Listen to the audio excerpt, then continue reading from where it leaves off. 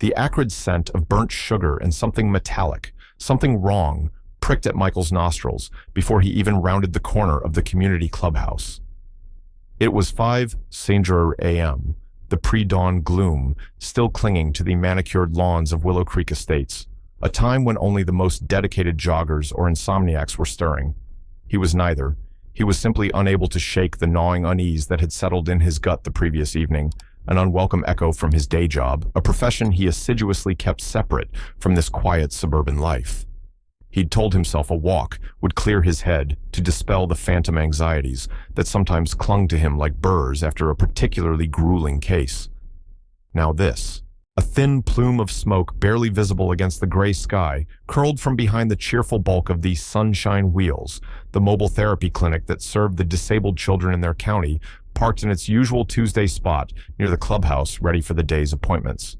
But it wasn't the smoke alone that accelerated his heart rate, that switched on a different part of his brain, the part honed by years of staring into the abyss of human malice, of understanding the brutal calculus of destruction. It was the unnatural stillness, the way the smoke seemed to seep rather than billow, and a faint, almost imperceptible ticking sound, a ghost in the otherwise quiet morning, a sound that his subconscious, trained by countless simulations and horrifying realities, registered with a jolt of pure, cold dread. He moved not with the casual gait of a morning stroller, but with the fluid, purposeful economy of motion he usually reserved for environments far removed from these tree-lined streets and identical, perfectly maintained houses. His eyes scanned cataloging details: the dew on the grass, the undisturbed gravel of the parking lot perimeter, the way the clinic van was positioned slightly askew, not quite aligned with the painted lines as it usually was by its meticulous driver, Sarah. Every nerve ending felt alive, screaming a silent alarm. The ticking. It was too rhythmic, too mechanical to be an engine cooling or some benign malfunction. It was the heartbeat of something malevolent. Michael reached for his phone, his fingers already dialing a number that wasn't listed in any public directory, a number that connected him to a world he tried to leave behind when he crossed the threshold of his beige and cream townhouse each evening. But before he could complete the call, a flicker of movement near the van's undercarriage caught his eye. A shadow detaching itself from deeper shadows. A figure small and hunched, scurrying away from the vehicle, melting into the pre-dawn darkness, towards the back row of houses, the ones bordering the dense woods that marked the edge of their pristine community. The figure was too far away to identify, moving with a furtive urgency that spoke of guilt. He lowered the phone. Protocol ingrained and absolute warred with the immediate, tangible threat. If there was an active device, and that ticking certainly suggested it, civilian lives, children's lives, were at stake. His own. His training kicked in, overriding the instinct to immediately pursue the fleeing shadow, assess the primary threat first, the van, the children who would soon be arriving, their parents trusting this mobile sanctuary. He approached the Sunshine Wheels cautiously, his steps light on the asphalt, his breath held tight in his chest. The smell was stronger now, the chemical tang, more pronounced, overlaying the sweetness. It was an amateurish attempt at masking, perhaps, or just a byproduct of an unstable concoction. He knelt, his gaze sweeping the undercarriage. And there it was, tucked up near the rear axle, nestled with a horrifying intimacy against the fuel tank, was a package. Not a sophisticated device, not the kind he usually dealt with, the sleek anodyne creations of seasoned terrorists. This was cruder, angrier, wrapped in duct tape, with wires snaking out towards a small, cheap-looking kitchen timer that was indeed ticking. The display showed EO0 1732, 17 minutes. A cold fury, precise and controlled, settled over Michael. This wasn't a distant conflict, an abstract threat assessment. This was his home.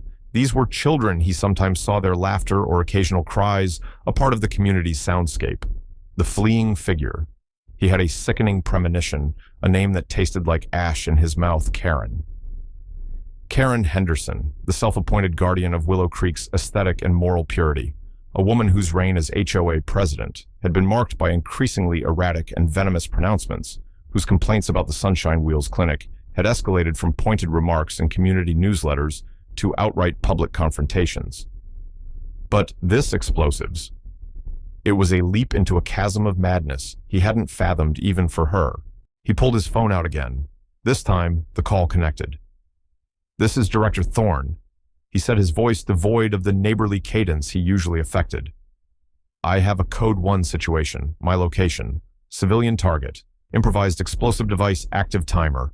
Request immediate EOD support and level 4 containment. Local law enforcement blackout until my unit is on scene. There's a pediatric clinic involved." He paused, the image of the fleeing figure burning in his mind. "And I have a potential suspect.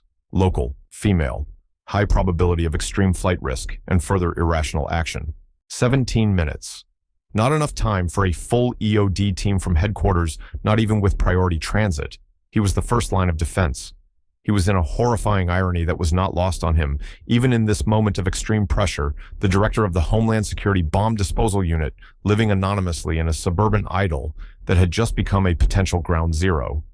He had to deal with the device himself, or at least try to render it safe enough to mitigate the worst of the blast. His mind raced, calculating, assessing. The crude timer was a weakness. The wiring looked haphazard. But even a poorly constructed bomb could be lethal, especially to the vulnerable children the clinic served. He took a deep, steadying breath, the air still tainted with that sickeningly sweet, metallic odor. The ordinary quiet of Willow Creek Estates was a fragile veneer over something monstrous. And he, Michael Thorne, the quiet man from 4B Maple Drive, was the only thing standing between a timer counting down and unimaginable horror. His quiet life had just exploded. Michael had moved to Willow Creek Estates 3 years ago, a deliberate choice, a calculated retreat. After a particularly harrowing deployment in a dusty, war-torn corner of the globe, where the air itself seemed to hum with malice, where every unattended bag, every discarded box, held the potential for catastrophic violence, he'd craved anonymity, the mundane. He wanted a place where the loudest noise was a lawnmower on a Saturday morning, where the most pressing neighborhood drama revolved around whose petunias were thriving.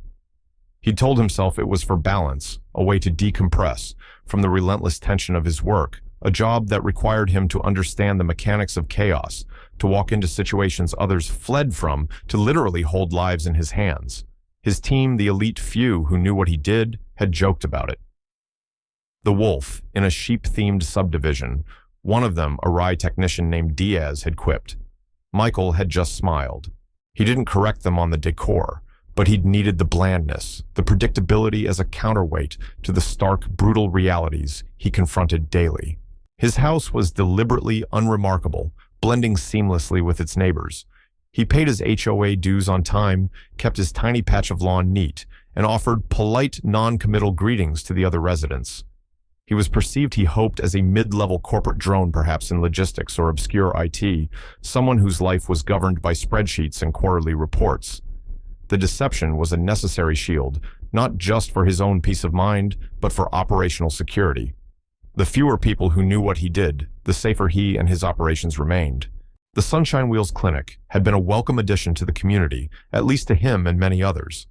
It arrived every Tuesday and Thursday, a brightly painted van, a beacon of hope for families with disabled children who often struggled to access consistent therapy. He'd seen the little ones, some in wheelchairs, others with walkers, some with challenges less visible, but no less profound.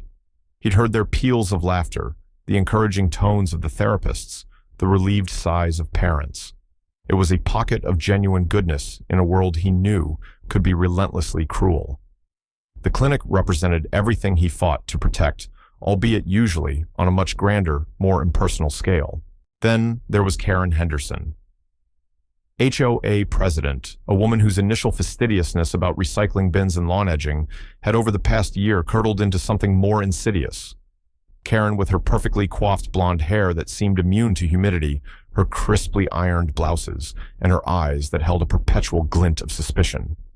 She saw violations everywhere, a basketball hoop left out overnight, a hedge trimmed a quarter-inch too low, holiday decorations displayed a day too early. Her pronouncements, delivered via sharply worded emails or during the increasingly tense monthly HOA meetings, were legendary. Michael had first registered Karen as a significant irritant rather than a mere neighborhood eccentric when the Sunshine Wheels Clinic began its operations. It's a commercial enterprise in a residential zone, Karen had declared at an HOA meeting, her voice tight with indignation. It brings elements into our community. The noise, the parking congestion. It's lowering our property values. Surely you all see that. A few residents, those who valued undisturbed quiet or rising property prices above all else, had murmured in agreement. But many others, particularly younger families or those with a more compassionate outlook, had defended the clinic. It's 2 days a week, Karen, a young mother named Maria Sanchez, whose son David used a wheelchair and attended the clinic, had said, her voice trembling slightly but firm. It's a lifeline for some of us, for our children. Karen had fixed Maria with a cold stare. Lifelines, she'd scoffed, should not impinge upon the rights and investments of the paying homeowners of this exclusive community. Michael, listening from the back of the clubhouse, had felt a familiar chill. It was the language of dehumanization, the subtle reframing of inconvenience as an intolerable offense. He'd seen it before in different contexts, often as a precursor to more aggressive actions. He'd made a mental note, keep an eye on Karen Henderson. Not as a federal agent, not yet, but as a resident concerned about the fraying civility of his chosen sanctuary. The initial conflict, the one that truly signaled Karen's intent to escalate, came a few weeks later. The clinic van, driven by Sarah, a kind middle-aged therapist with a perpetually cheerful demeanor, always parked in a designated spot near the clubhouse, a spot agreed upon with the previous more reasonable HOA board. One Tuesday morning, however, the spot was blocked by Karen's meticulously polished SUV, parked at an angle that made it impossible for the larger van to maneuver in. Sarah, flustered, had knocked on Karen's door. Michael, out for his morning coffee run, had witnessed the exchange from a distance. Karen had emerged, radiating displeasure. "You're blocking the clinic's spot, Mrs. Henderson," Sarah had said politely, though her smile was strained. "Am I?" Karen had replied, her voice dripping with false innocence. "I believe this is communal parking. First come, first served. Unless, of course, the clinic is now paying a premium for a reserved commercial space. I haven't seen that reflected in our HOA budget." "But the children, their appointments," Sarah stammered, clearly distressed. Perhaps their parents should have considered accessibility when they chose to live here. Karen had snapped her voice, losing its veneer of civility. Or perhaps the clinic should find a more suitable, less intrusive location. A commercial district, for example. Fee. The confrontation had ended with Sarah having to park the van further down the street, a difficult and inconvenient location for the children with mobility issues. Several parents had to carry their children a greater distance. Michael saw the frustration on their faces, the quiet anger. He saw the triumphant smirk on Karen's face as she watched from her window. That was the inciting incident, the moment Karen had drawn a clear line, signaling her willingness to actively cause distress to achieve her aims. It was no longer about abstract rules, it was about targeted harassment. And Michael knew with a certainty that settled like a stone in his stomach that this was only the beginning. Karen Henderson was not the type to back down. She was the type to double down. The weeks that followed proved Michael's grim assessment correct. Karen Henderson, armed with the HOA bylaws and a seemingly inexhaustible supply of righteous indignation, launched a campaign of escalating harassment against the Sunshine Wheels Clinic. It began with a flurry of official-looking violation notices, plastered on the van's windshield, each time it parked, citing obscure regulations about vehicle dimension signage and even alleged fluid leaks. Claims that Sarah, the therapist driver, meticulously disproved with maintenance records and photographs to no avail. The notices were a nuisance designed to intimidate and exhaust. "She's claiming we're a visual blight," Sarah told Maria Sanchez one afternoon, her usual cheerfulness dimmed by a weary frustration. Michael, returning from a run, happened to overhear them talking near the playground, their voices low and worried. He slowed his pace, feigning a cool-down stretch, his attention snagged. "A visual blight, our van." Maria exclaimed, her arm around her son David, who was watching a ladybug crawl on his hand, oblivious to the adult anxieties swirling around him. The van was painted with smiling suns and rainbows, a deliberate effort to be child-friendly. "And that our intermittent humming noises," she means the small generator for the therapy equipment, "are disturbing the peace." Sarah continued, shaking her head. "She's demanding we submit to a sound audit conducted by a firm she recommends, of course." Michael felt a surge of disgust. This wasn't about bylaws. It was about power, about Karen's need to control and to punish those she deemed undesirable or disruptive to her narrow vision of Willow Creek. He saw the stress lines etched around Sarah's eyes, the worried frown on Maria's face. These were good people, providing a vital service, being tormented by petty tyranny. The next escalation was more direct, more shocking. One Thursday, the clinic arrived to find a series of newly installed, very official-looking, no commercial vehicle parking signs ringing the clubhouse area, effectively barring the Sunshine Wheels from its usual accessible spot. The signs were HOA sanctioned, pushed through by Karen at an emergency subcommittee meeting she'd convened with only her staunchest allies present. The parents were outraged. A small group confronted Karen as she was ostentatiously watering her prize-winning roses. "This is outrageous, Karen," exclaimed Tom Albright, father of twin girls with cerebral palsy. "Where is the clinic supposed to park now, out on the main road? How are we supposed to get our children safely to the van?" Karen, snipping a dead rose head with exaggerated care, didn't even look at them initially. "The rules are the rules, Thomas," she said, her voice cool and dismissive. "This is a residential community. We have bylaws to protect its character. The constant presence of that vehicle was becoming an eyesore and a disruption." "An eyesore. It helps our children," cried another mother, her voice cracking with emotion. Karen finally turned her expression one of utter indifference. "There are other facilities, I'm sure, perhaps ones that don't require commandeering community property. The HOA has a responsibility to all residents, not just a select few with special needs that strain our resources and environment." The cruelty of her words, the casual dismissal of the children's needs hung in the air.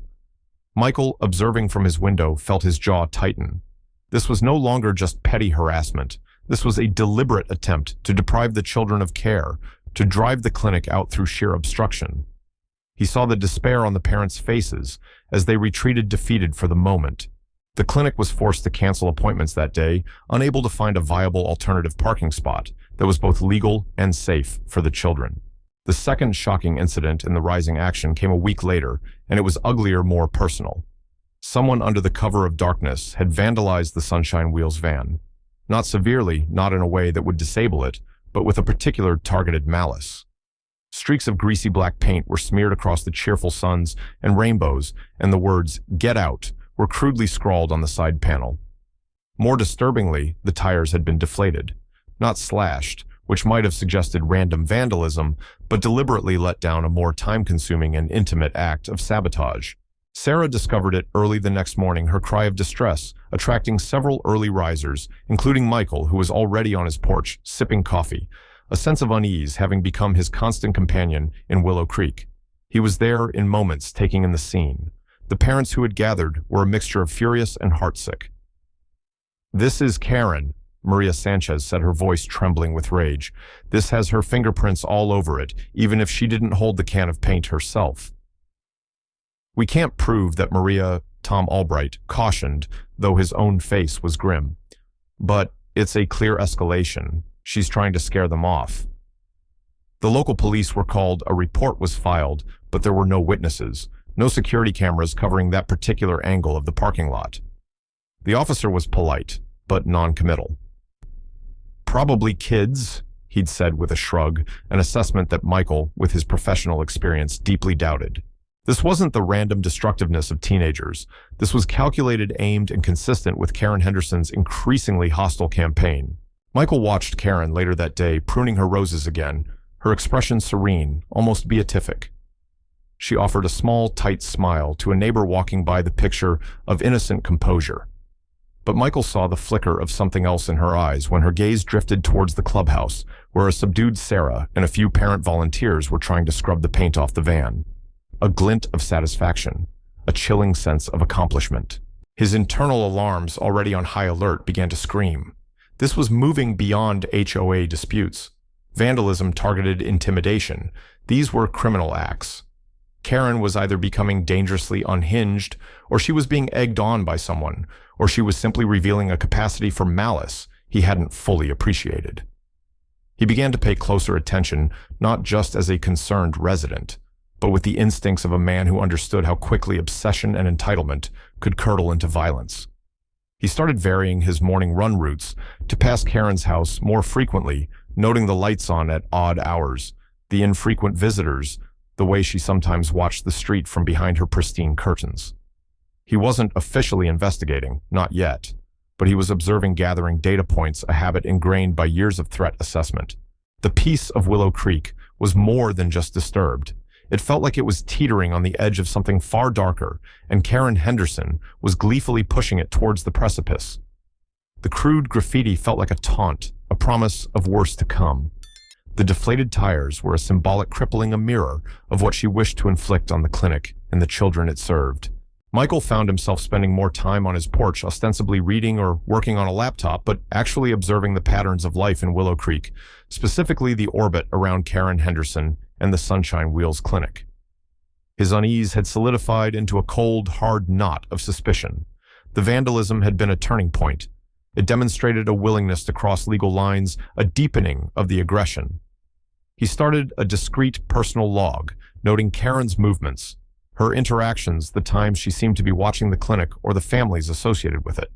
It felt uncomfortably like surveillance, a busman's holiday he had no desire for, but the alternative, ignoring the escalating threat, was unthinkable. He noticed small things, the way Karen's car would sometimes be parked, just so allowing her an unobstructed view of the clinic's arrival and departure. The increased frequency of her late-night walks, always it seemed past the clubhouse. The new security camera she'd installed on her own porch, angled not just at her property, but with a sweeping view of the street leading to the clinic's parking spot. Was it for her own protection or to monitor others? One evening, sifting through the online archives of the local town council meetings and property records, a habit from his professional life when trying to understand the context of a potential threat, he stumbled upon something interesting. Karen Henderson had a history of litigiousness. Several minor lawsuits against neighbors in her previous community over fence lines, barking dogs, fallen leaves. She'd lost most of them, but it painted a picture of a woman obsessed with control who used rules and legal threats as weapons. More disturbingly, he found a small news clipping from a local paper in that former town mentioning a dispute at a community garden that had resulted in the unexplained destruction of several plots. No charges were filed, but Karen Henderson's name was mentioned as one of the gardeners involved in heated arguments prior to the incident. It wasn't proof of anything concrete, but it added another layer to the emerging profile, a pattern of escalating conflict when she didn't get her way. The true shift. The moment Michael's concern tipped into active, albeit still unofficial investigation, happened on a rainy Tuesday afternoon. The clinic was operating the cheerful sounds of a children's song drifting faintly from within the van.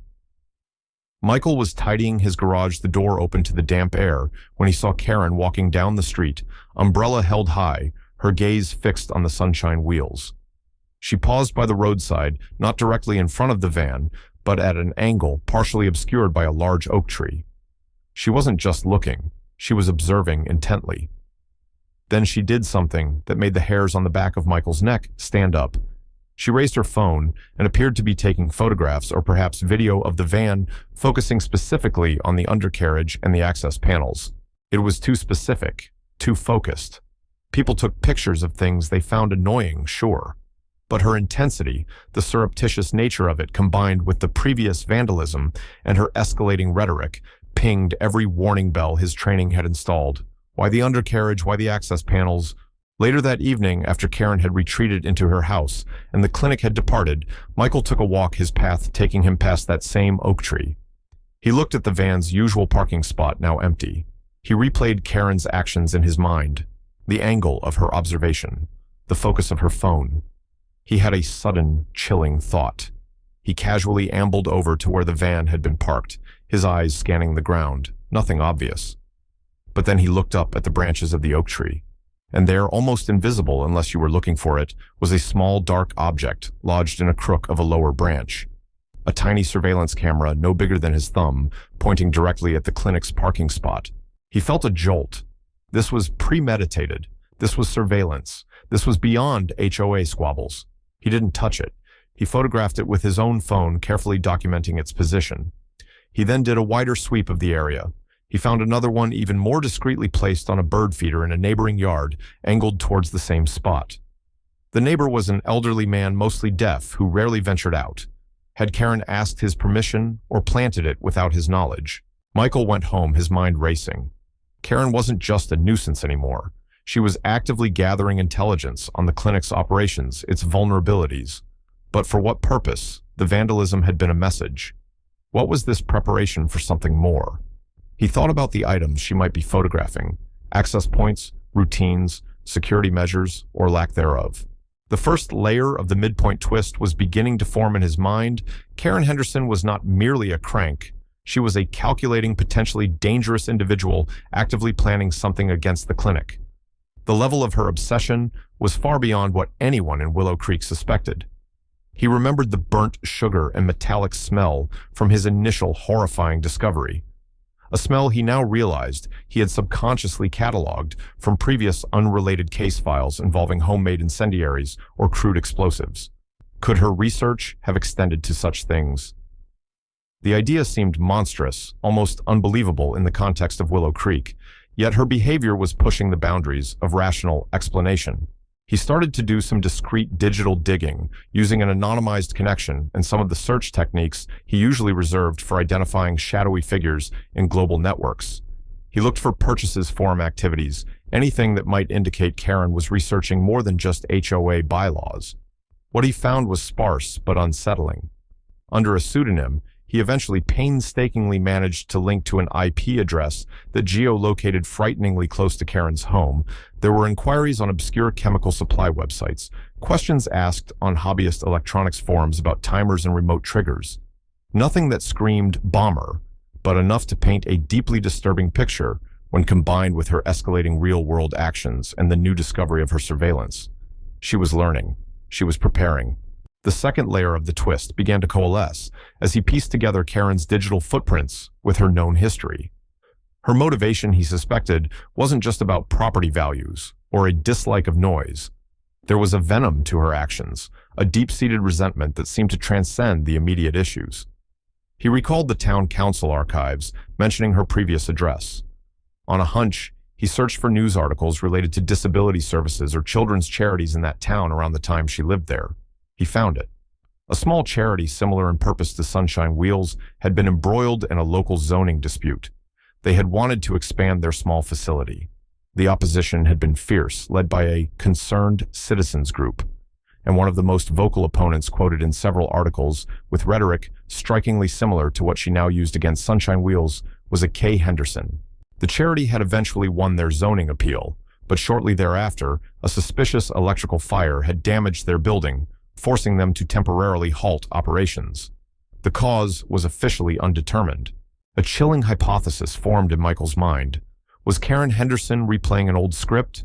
Was this a vendetta, not just against the clinic, but against the idea of such services, perhaps stemming from some personal slight or a deep-seated irrational prejudice she had carried with her for years? Or even more disturbingly, had that undetermined fire been less than accidental?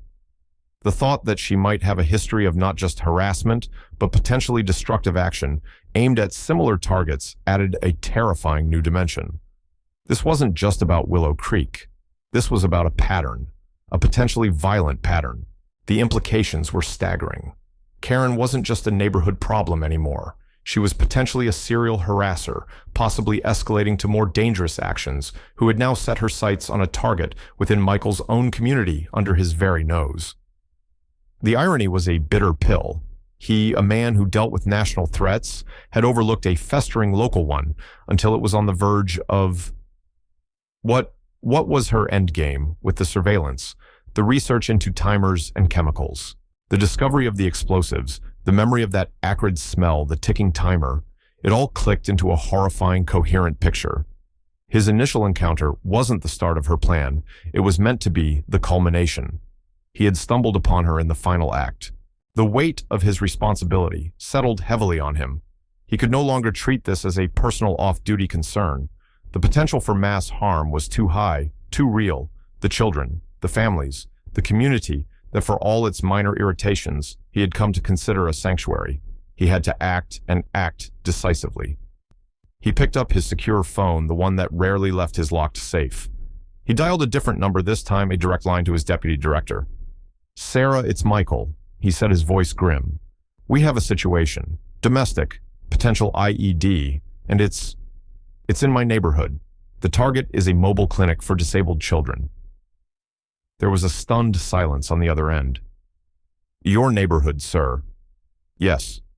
Michael said the word heavy with unspoken implications. "I believe the perpetrator is a resident. I have a strong suspect. I'm going to need my team. Full covert approach. We need to be absolutely sure, and we need to stop this before it goes any further.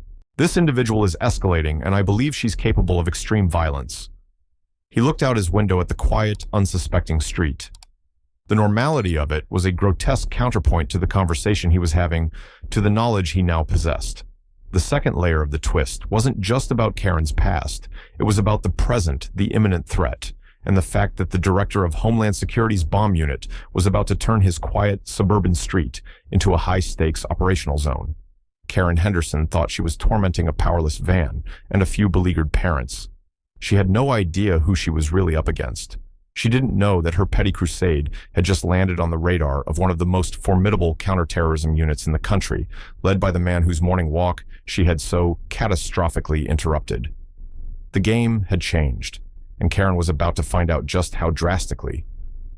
The next few days were a blur of tense clandestine activity, a shadow war waged in the heart of Willow Creek's oblivious tranquility. Michael, now officially Director Thorne, even within the confines of his own mind when thinking about the operation coordinated with his team. They were professionals, the best in the business, moving with a quiet efficiency that was a hallmark of their unit. Surveillance was stepped up, but this time it was his people experts in covert observation, not Karen's clumsy attempts. They replaced her crude cameras with their own microscopic and undetectable. They ran deeper background checks, financial analyses, psychological profiles. The picture that emerged of Karen Henderson was increasingly alarming: a woman with few close relationships, a history of grievances, and a recent, inexplicable series of cash withdrawals and purchases of items that, while individually innocuous together, spelled a recipe for disaster. Fertilizer fuel oil, specific types of batteries wiring, and most damningly, a large quantity of a particular brand of kitchen timers known for their easily modifiable contacts. Michael felt a grim satisfaction mixed with a profound sadness.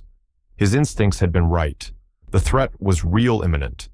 The sadness came from the violation of his chosen peace, the realization that the darkness he confronted in his professional life had seeped into his sanctuary. There was also a cold anger at Karen for her callous disregard for innocent lives, for the terror she was willing to unleash over what amounted to petty grudges and a twisted sense of order. The team identified Karen's likely time frame. The Willow Creek annual summer fair was scheduled for the upcoming Saturday to be held on the large green space adjacent to the clubhouse, precisely where the Sunshine Wheels Clinic usually parked and where it was scheduled to be a featured participant offering free screenings and activities for children. It was the perfect target for someone wanting to cause mass casualties and maximum psychological impact. The fair drew hundreds of people, families, children. It was the community's flagship event. The ticking clock Michael had hallucinated that first morning felt terrifyingly real now. The plan was twofold: gather irrefutable evidence of Karen's intent and capability, and then intercept her before she could act, preferably catching her in the act of planting or attempting to arm the device. A premature arrest might leave loopholes, might allow her to play the victim, the misunderstood eccentric. They needed to be airtight. Michael insisted on this, even as the pressure mounted. His team understood. Justice for the potential victims and for the community had to be thorough and undeniable. During these days of intense covert preparation, Michael had to maintain his facade as the quiet neighbor. He exchanged pleasantries with other residents, commented on the weather, even had a brief, excruciatingly normal conversation with Karen herself over a misplaced newspaper, her eyes betraying nothing of the monstrous plan brewing within her. His own face, a carefully constructed mask of neighborly indifference. It was a masterclass in compartmentalization, but the strain was immense. He found himself looking at the children playing in the street, the families barbecuing in their backyards, with a fierce, protective urgency. These were the faces of those Karen was willing to sacrifice. The midpoint twist had fully solidified. Karen was not just a neighborhood nuisance. She was a meticulously planning domestic terrorist. And the secondary twist, the one that would soon crash down on Karen, was that the quiet, unassuming man she dismissed as just another resident, the man whose peaceful existence she was about to shatter, was the one person uniquely positioned to dismantle her entire world. Her ignorance of his identity was her critical flaw, and his knowledge of her was about to become her undoing. The tension ratcheted up as Saturday approached. The weather forecast was for a perfect summer day, drawing even larger crowds to the fair. Michael's team, disguised as utility workers, visiting relatives, even joggers, had woven themselves into the fabric of Willow Creek. They were shadows, with eyes, ears, and the capacity for swift, decisive action. Michael himself would be on site, a resident enjoying the fair, but with a direct encrypted line to his command post, a nondescript van parked several streets away, bristling with surveillance technology. Friday night, the eve of the fair, was almost unbearable. Michael barely slept, his mind replaying schematics, contingency plans, Karen's face a mask of cold fanaticism. He thought of the children's laughter, the cheerful paint on the Sunshine Wheels van, now a potential chariot of destruction. He thought of Sarah Maria Tom, all the parents who trusted in the safety of their community.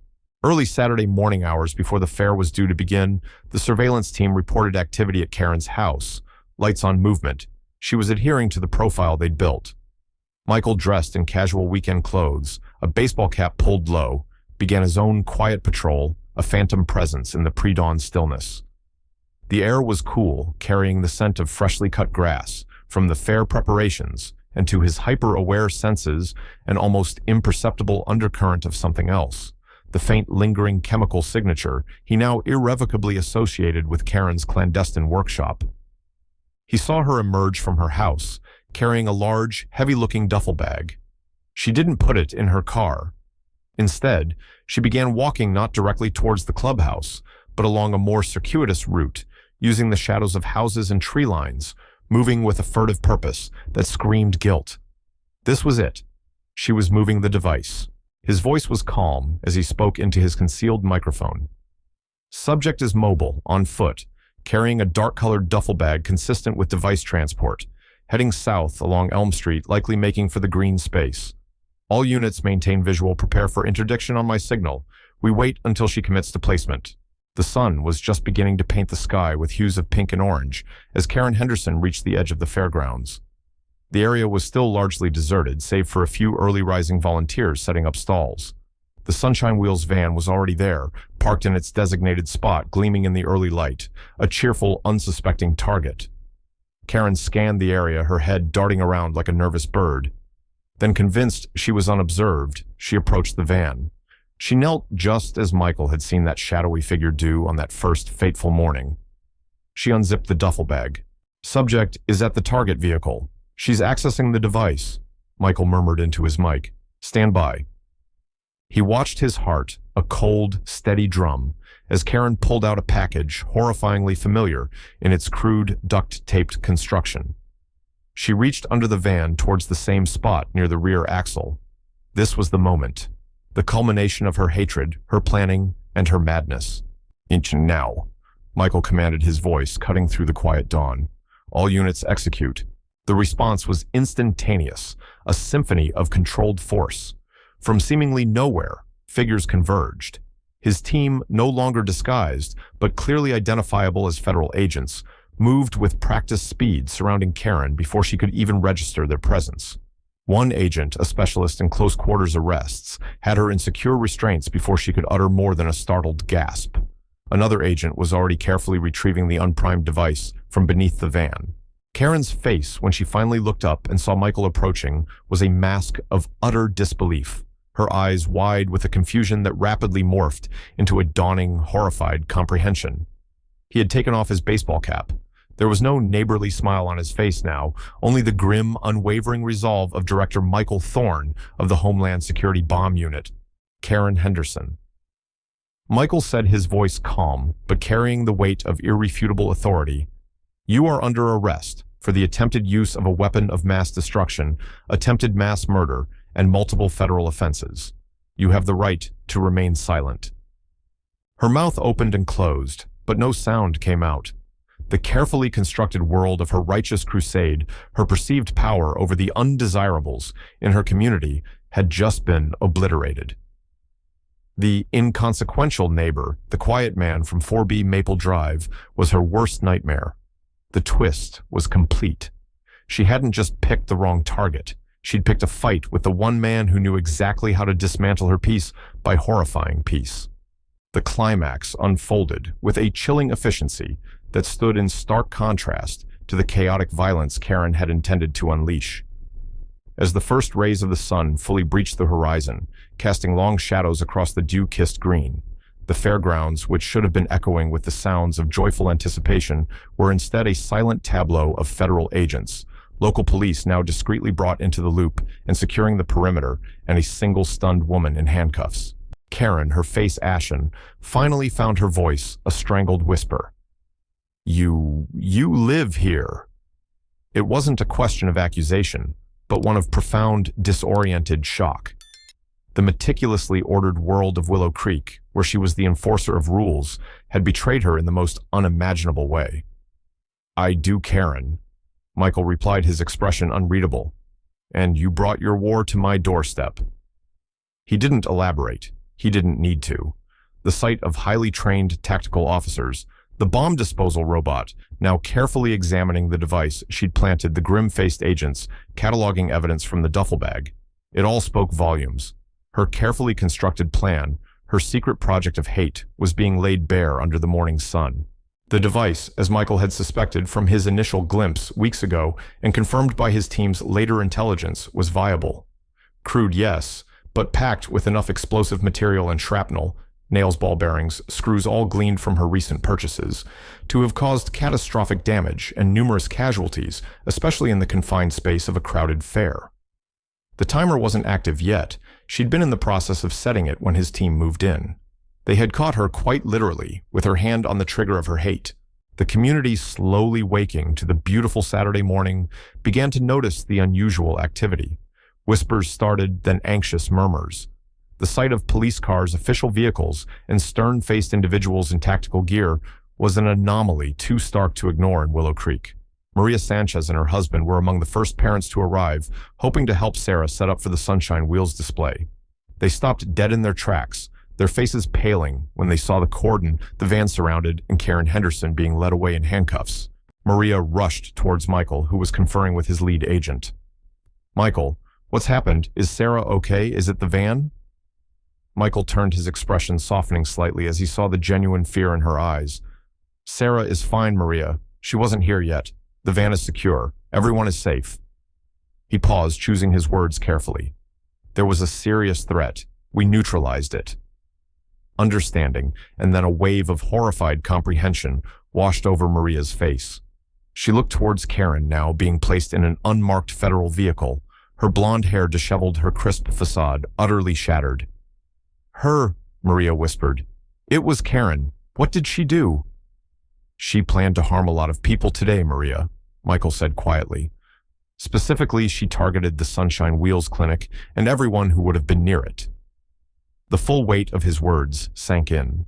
Tom Albright, who had just arrived with his twin daughters, overheard. His face went from confused to incredulous, then to a mask of cold fury. Other parents and residents, drawn by the commotion, began to gather at a safe distance, their faces a mixture of shock, disbelief, and dawning anger. The news spread like wildfire through the awakening neighborhood. Karen Henderson, their HOA president, had tried to bomb the children's clinic.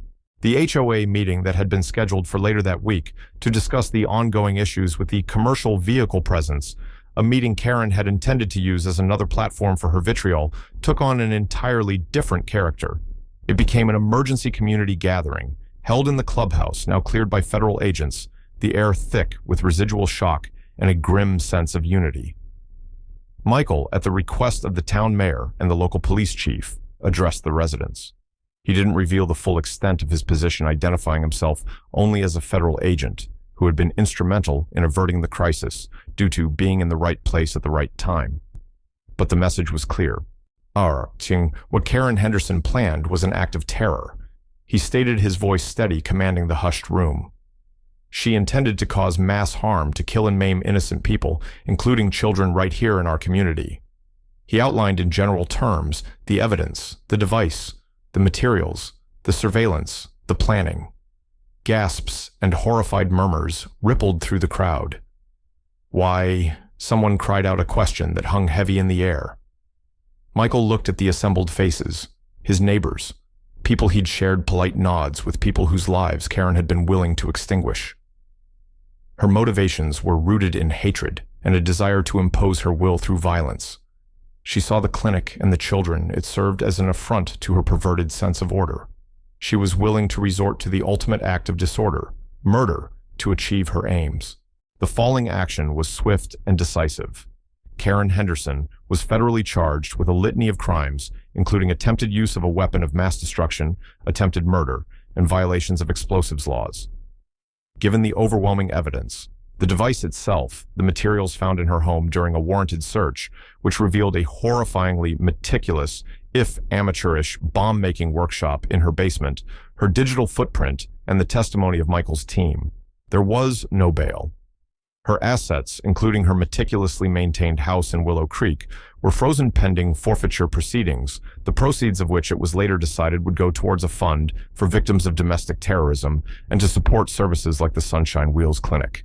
The media descended briefly, but Michael's agency practiced in managing such situations, controlled the narrative emphasizing the successful interdiction and the prevention of tragedy without revealing Director Thorne's residential status or putting an undue spotlight on Willow Creek itself beyond the necessary facts of the case.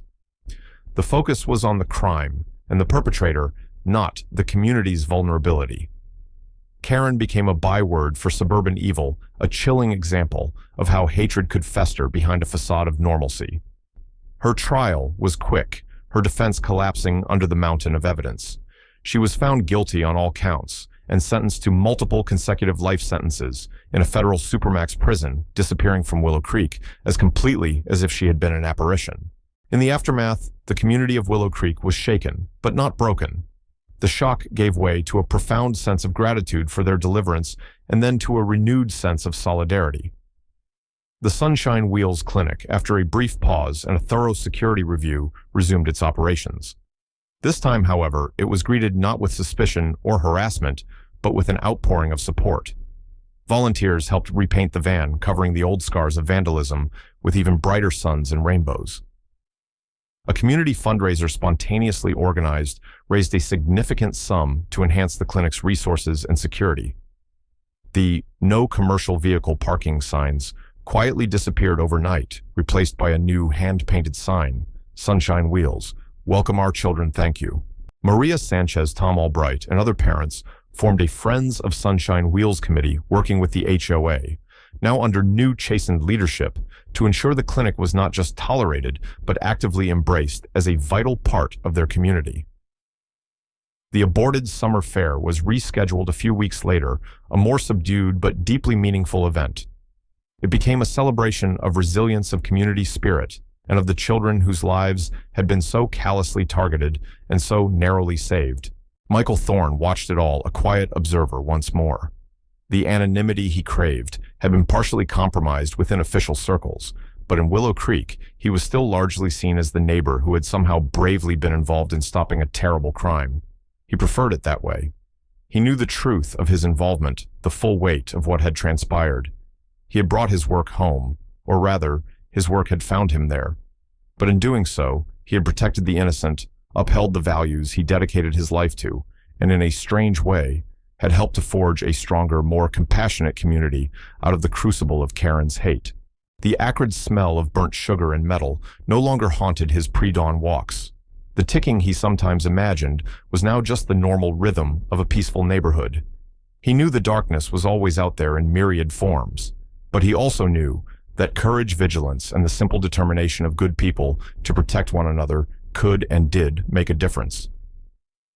The Sunshine Wheels van continued its cheerful rounds, a testament to that resilience, and Michael Thorne, the director of the Homeland Security Bomb Unit, the quiet man from 4B Maple Drive, could finally truly enjoy the peace of his suburban sanctuary, a peace he had fought for both worlds away and right in his own backyard.